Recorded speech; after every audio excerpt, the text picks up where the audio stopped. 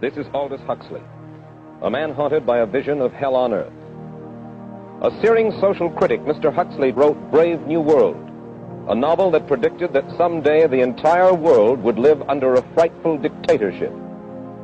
Today, Mr. Huxley says that his fictional world of horror is probably just around the corner for all of us. First of all, that there are a number of impersonal forces which are pushing in the direction of less and less freedom. And I also think that there are a number of technological devices which anybody who wishes to use can use to accelerate this process of going away from freedom, of imposing control. Well, what are these forces and these devices, Mr. Huxley? I'm still trying to figure out how I use my YouTube channel. So we're going to play a game. You ready? Okay, you move first. Right, exactly. You don't know what to do, right? And that's so interesting, because I basically made the presupposition that you could do anything. You're completely free. Today, the population of the Earth is rising at such a rate that it will double in half a century. Well, why should overpopulation work to diminish our freedoms? As the position of these countries, the economic position, becomes more and more precarious, obviously the central government has to take over more and more responsibility for keeping the ship of state on an even keel. And then, of course, you're likely to get social unrest under such conditions, with again an intervention of the central government. So that I think one sees here a pattern which seems to be pushing very strongly towards a totalitarian regime. And unfortunately, as in all these underdeveloped countries, the only highly organized political party is the Communist Party, it looks rather as though they will be the heirs to this unfortunate process, that they will step into the position of power.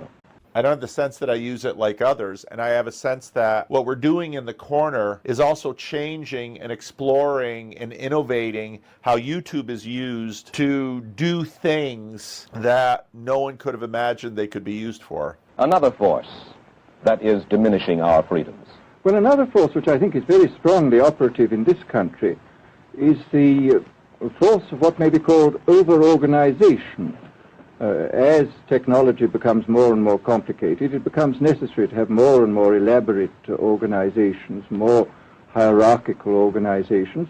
And incidentally, the advance of technology has been accompanied by an advance in the science of organization. It's now possible to make organizations on a larger scale than was ever possible before. And so that you have more and more people living their lives out as subordinates in these hierarchical systems controlled by bureaucracies, either the bureaucracies of big business or the bureaucracies of big government. Now, the devices that you were talking about, are there specific devices or methods of communication which diminish our freedoms in addition to overpopulation and over-organization? Well, the point is, it seems to me, that there are methods at present available, methods superior in some respects to Hitler's methods, which could be used in a bad situation. I mean, what I feel very strongly is that we mustn't be caught by surprise by our own advancing technology. This has happened again and again in history.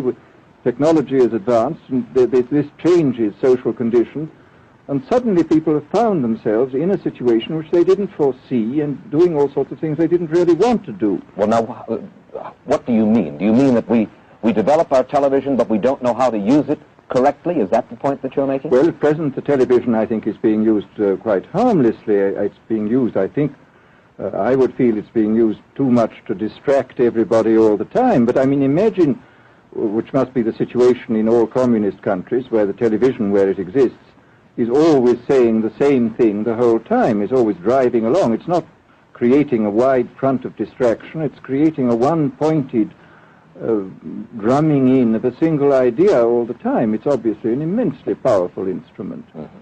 So you're talking about the potential misuse of the instrument. Exactly. We have, after all technology is in itself morally neutral. These are just powers which can either be used well or ill. It's the same thing with atomic energy. We can either use it to blow ourselves up, or we can use it as a substitute for the coal and the oil which are running out. Well, what do? You throw up your hands. It's like you don't know what to do. I'm so free. It's like, Free to do what? Well, that's not freedom. It's just nothing. But if I said, well, look, what we're going to do instead is when I move my arm right, you're going to move your arm right. So let's do that, okay? So I'm going to go like that. You're going to, good. And then I'll go like that. And then we'll have a little dance. In your new essays, you state that these various enemies of freedom are pushing us toward a real-life, brave new world, and you say that it's awaiting us just around the corner. First of all, can you detail for us what life in this brave new world which you fear so much, or what life might be like? Well, to start with, I think this kind of the dictatorship of the future, I think will be very unlike the dictatorships which we've been familiar with in the immediate past. I mean, take another book prophesying the future, which was a very remarkable book, George Orwell's 1984. Well, this book was written at the height of the Stalinist regime and just after the Hitler regime.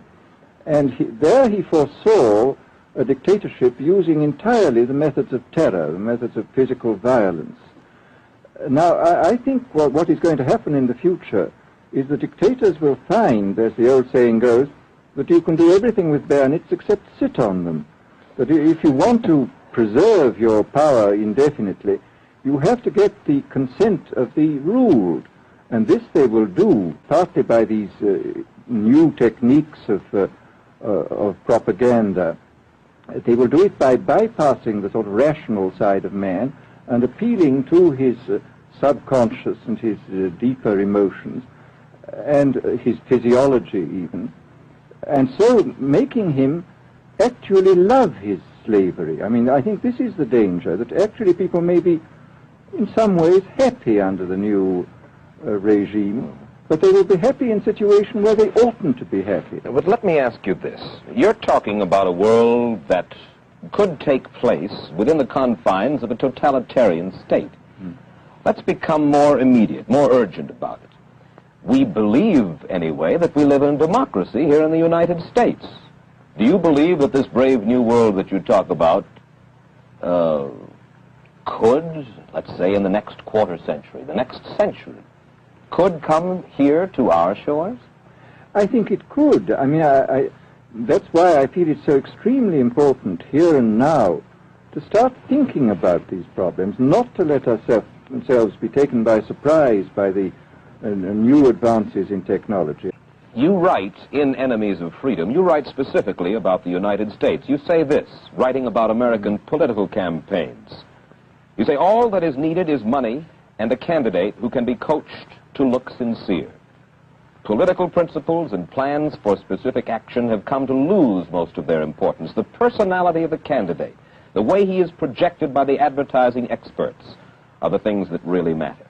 Well, this is, during the last campaign, there was a great deal of this kind of statement by the advertising managers of the campaign parties, this idea that the candidates had to be merchandised as though they wear soap or toothpaste, and that you had to depend entirely on the personality. I mean, the personality is important, but there are certainly people with an extremely amiable personality, particularly on TV, who might not necessarily be very good in positions of political trust.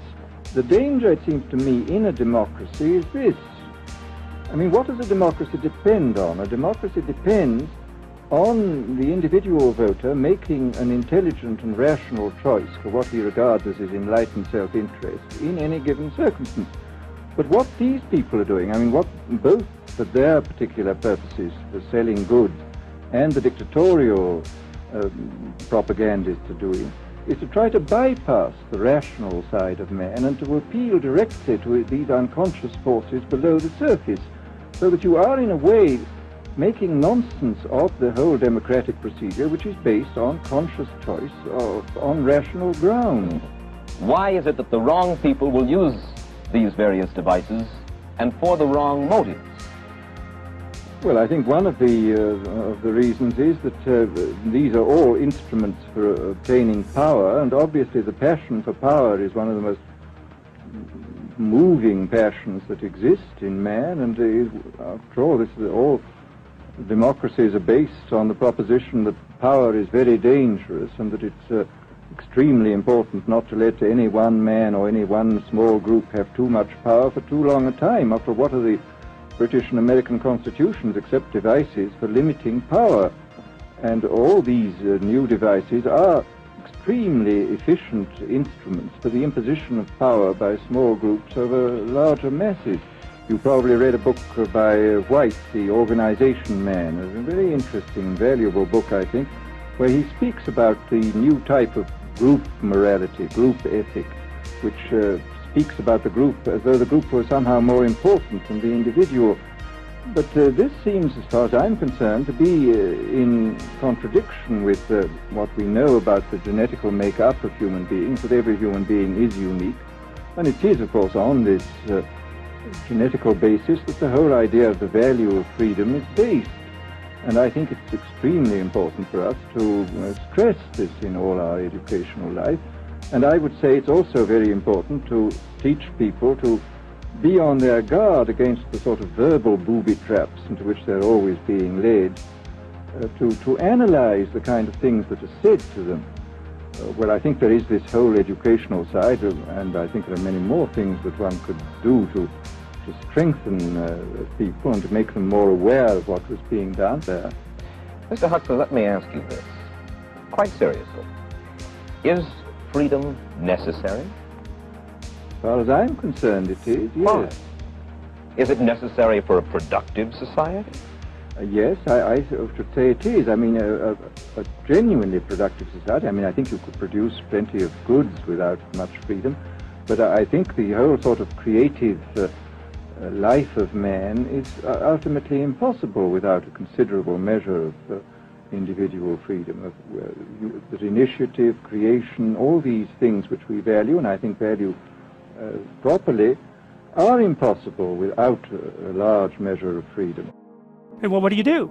You throw up your hands. It's like you don't know what to do. I'm so free. It's like, free to do what? Well, that's not freedom. It's just nothing.